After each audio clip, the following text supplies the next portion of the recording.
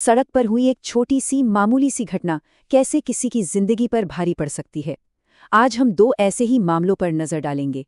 ये दो अलग अलग क्रिकेटरों से जुड़ी कहानियां हैं जो दशकों के फासले पर हुईं, लेकिन इनमें जो समानताएं हैं वो वाकई चौंकाने वाली हैं। तो चलिए, सबसे पहले मुंबई में हाल ही में हुई उस घटना की बात करते हैं जिसने खूब सुर्खियां बटोरी। और इसकी शुरुआत हुई, जैसा कि अक्सर होता है, एक बहुत ही छोटी सी बात से।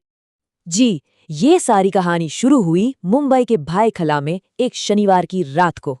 और इसकी जड़ में था सड़क का एक मामूली सा गड्ढा। देखते हैं कि कैसे एक गड्ढे से उठा पानी हिंसा की लहर में तब्दील हो गया। यकीन करना मुश्किल है, लेकिन इस पूरे टकराव की वजह सिर्फ इतनी थी कि एक कार से गड्ढे का पानी उछलकर किसी पर पड़ गया। बस इतनी सी बात। तो हुआ ये कि रात करीब 9 बजे एक कार से पानी का छींटा सांसद यूसुफ पठान के एक रिश्तेदार पर पड़ा। ड्राइवर ने माफी भी मांगी, लेकिन आरोप है कि बात वहीं खत्म नहीं हुई। पहले तो कार का शीशा तोड़ा गया और ड्राइवर से मारपीट हुई। और मामला तब और बिगड़ गया जब ड्राइवर अपने परिवार के साथ शिकायत करने पुलिस स्टेशन जा रहा था और रास्ते में उन्हें रोककर दोबारा हमला किया गया। और ये दूसरा हमला ज्यादा संगीन था। आरोप है कि इसमें बांस के डंडों और बेसबॉल बैट का इस्तेमाल हुआ। नतीजा, पीड़ित के भाई का हाथ टूट गया और उसके चाचा को सिर और शरीर पर गंभीर चोटें आईं। अब ये जो घटना है ये हमें दशकों पहले हुए एक और बहुत ही चर्चित मामले की याद दिलाती है। चलिए उस कहानी पर भी एक नज़र डालते हैं और समझते हैं कि ये दोनों मामले एक दूसरे से कैसे जुड़ते हैं। इसका जवाब है हाँ, बिल्कुल हुए हैं। मुंबई की ये घटना हमें एक ऐसे पुराने केस की तरफ ले जाती है जिसका इतिहास न सिर्फ बहुत लंबा है बल्कि काफी दुखद भी रहा है। चलिए समय में थोड़ा पीछे चलते हैं। साल था 1988। एक और मशहूर क्रिकेटर नवजोत सिंह सिद्धू सड़क पर हुए एक विवाद में शामिल थे। लेकिन इस विवाद का अंत एक इंसान की मौत से हुआ। और इस मामले में एक बहुत ज़रूरी बात पर गौर करना होगा।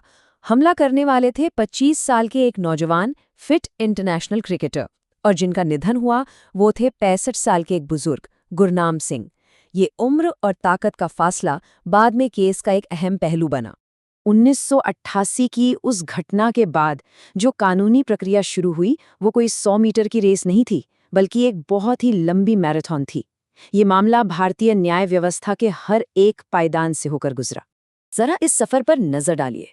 1999 में निचली अदालत ने बरी कर दिया। फिर 2006 में हाईकोर्ट ने उन्हें गैर इरादतन हत्या का दोषी माना। मामला सुप्रीम कोर्ट पहुंचा तो 2018 में सजा को घटाकर सिर्फ जुर्माना कर दिया गया। लेकिन कहानी यहीं खत्म नहीं हुई। 2022 में सुप्रीम कोर्ट ने अपने ही फैसले पर दोबारा विचार किया और आखिर में उन्हें 1 साल जेल की सजा सुनाई। पूरे 34 साल, जी हाँ, 34 साल लग गए इस मामले को अपने अंतिम अंजाम तक पहुंचने में। और इस 34 साल की लंबी लड़ाई का नतीजा क्या निकला? एक ऐसा फैसला जिसने हमले और सजा को लेकर एक बहुत बड़ी कानूनी मिसाल कायम की। सुप्रीम कोर्ट ने एक बहुत ही दिलचस्प और अहम बात कही। उन्होंने कहा कि अगर कोई फिजिकली बहुत स्ट्रॉन्ग इंसान, जैसे कोई बॉक्सर, पहलवान या क्रिकेटर, किसी पर हाथ उठाता है तो उसके हाथ को भी एक हथियार की तरह ही देखा जा सकता है। और साथ ही अदालत ने यह भी कहा कि सजा सिर्फ सजा नहीं होनी चाहिए। सजा ऐसी हो जो समाज में एक मिसाल बने, ताकि कोई और ऐसा करने से पहले 10 बार सोचे। तो इतने सालों की कानूनी जद्दोजहद के बाद सिद्धू को सजा हुई आईपीसी की धारा 323 के तहत। मतलब गैर इरादतन हत्या जैसे बड़े आरोपों से मामला घटकर जानबूझकर चोट पहुंचाने तक आ गया था, जिसकी सजा 1 साल की जेल थी। तो चलिए अब इन दोनों कहानियों को, मुंबई और पटियाला की घटनाओं को साथ रखकर देखते हैं। क्या इनमें कुछ समानताएं हैं और क्या इनसे कुछ एक जैसे सवाल उठते हैं? अगर हम इन दोनों मामलों को आमने सामने रखें तो तस्वीर और भी साफ हो जाती है। देखिए, दोनों की शुरुआत कितनी छोटी बात से हुई। एक में पानी का छींटा, दूसरे में रास्ते का विवाद।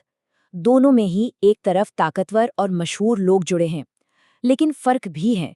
मुंबई केस में बैट और डंडों जैसे हथियारों का इस्तेमाल हुआ, जबकि सिद्धू केस में सिर्फ हाथों का। और सबसे बड़ा फर्क है नतीजा।